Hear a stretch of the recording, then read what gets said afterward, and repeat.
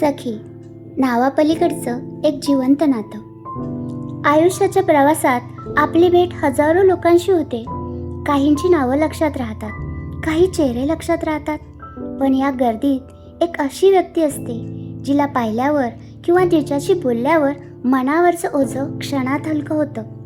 मुखवट्या पलीकडची अशी एक व्यक्ती जिच्यासमोर आपल्याला कोणताही मुखवटा चढवावा लागत नाही, जिच्याशी बोलताना शब्दाची जुळवाजुळव करावी लागणार नाही आणि जिच्यासमोर आपण आपलं असणं निर्भयपणे मांडू शकतो, मग ते यश असो वा अपयश. वपू काळे यांनी अशाच एका तरल, हळव्या आणि नावापलीकडच्या नात्याला नाव दिले सखी. सखी ही फक्त एखादी स्त्रीच नाही, तर सखी ही नात्यांची नवी व्याख्या आहे. सखी म्हणजे केवळ एखादी प्रेयसी नव्हे, सखी हे एक मैत्र आहे, एक असा संवाद जो दोन मनांना जोडतो. सखी या शब्दाचा अर्थ सांगताना वपू यांनी खूप सुंदर शब्द निवडले आहेत. वपू म्हणतात त्याप्रमाणे, सखी म्हणजे केवळ प्रेयसी नाही, तर सखी म्हणजे एक असा आरसा ज्यात आपल्याला आपलं खरं रूप दिसतं. आज आपण ज्या जगात जगतोय तिथे वरवर पाहता सगळं खूप छान दिसतं. करिअर आहे, पैसा आहे, सोयी सुविधा आहेत, पण वपूंच्या शब्दात सांगायचं तर महानगरीय जीवनात माणसाला सगळ्यात जास्त भीती वाटते, ती म्हणजे एकाकीपणाची. आपण कधी गर्दीत असतो, कधी ऑफिसमध्ये असतो, घरात असतो, तरीही कधीतरी मनात एक रिकामपण असतंच. वपूंच्या या पुस्तकात एक अतिशय सुंदर विचार आहे, जो आपल्या प्रत्येकाला डायरीत लिहून ठेवावा वाटेल.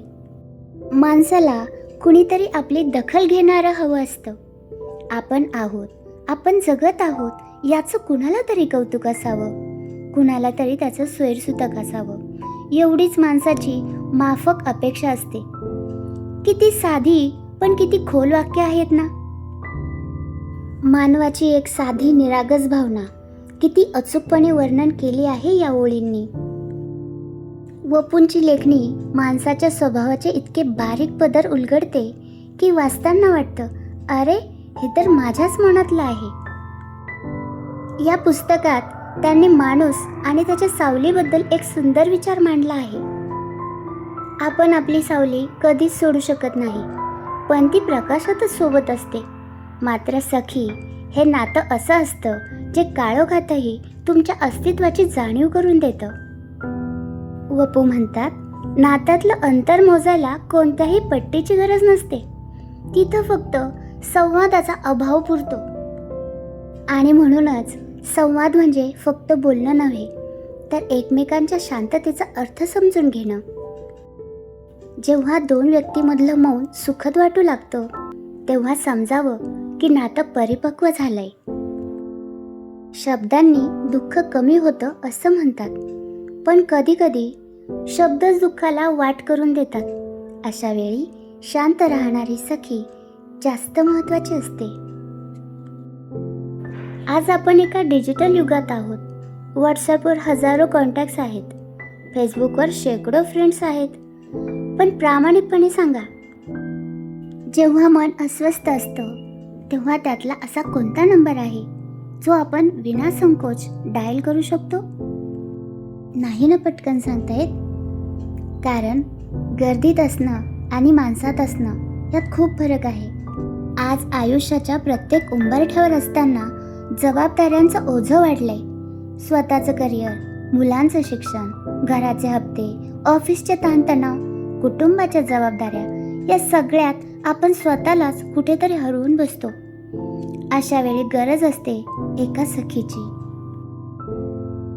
ती सखी तुमच्या घरात असू शकते, तुमच्या मैत्रीत असू शकते, किंवा एखाद्या जुन्या आठवणीतही, जी तुम्हाला सांगते, थोडा वेळ थांब, स्वतःसाठी जग, मी आहे ना ऐकायला.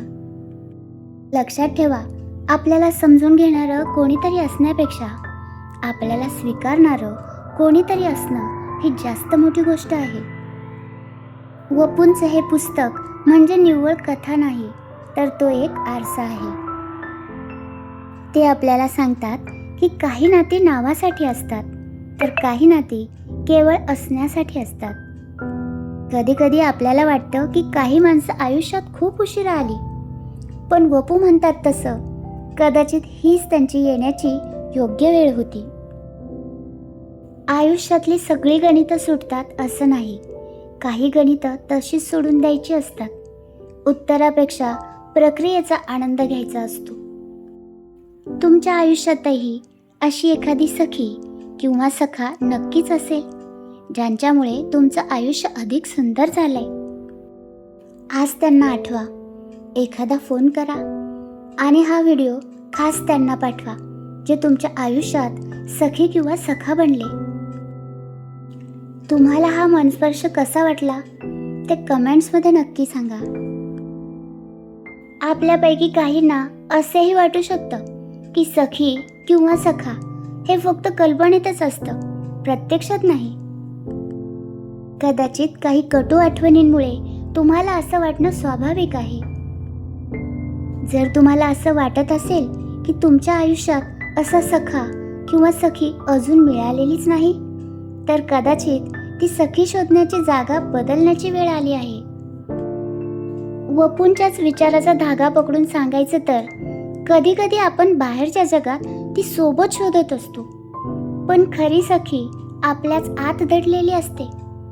आपण स्वतःशी संवाद साधायला विसरतो, स्वतःला पारखायला लागतो आणि तिथेच आपण एकटे पडतो. कारण जगातील सर्वात सुंदर संवाद हा स्वतःचा स्वतःशी असतो. आणि लक्षात ठेवा, जेव्हा तुम्ही स्वतःशी मैत्री करता तेव्हा जगातील योग्य व्यक्ती तुमच्या आयुष्यात येण्यासाठी जागा तयार होते.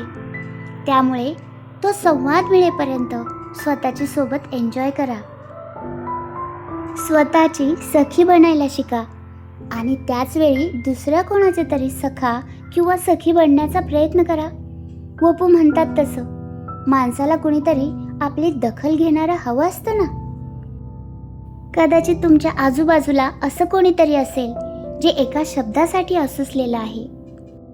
जेव्हा तुम्ही समोरच्याचं म्हणणं न पारखता ऐकून घेता, तेव्हा तुम्ही नकळत त्यांच्या आयुष्यातली सखी बनता. आणि गंमत पहा, दुसऱ्यांचं मन हलकं करताना आपलं मन कधी शांत होतं हे आपल्यालाही कळत नाही. जर हा मनस्पर्श तुमच्या मनाला भिडला असेल तर लाईक आणि सबस्क्राईब करायला विसरू नका. पुन्हा भेटूया अशाच एका हृदयस्पर्शी विषयासोबत. तोपर्यंत स्वतःची काळजी घ्या आणि संवाद साधत राहा.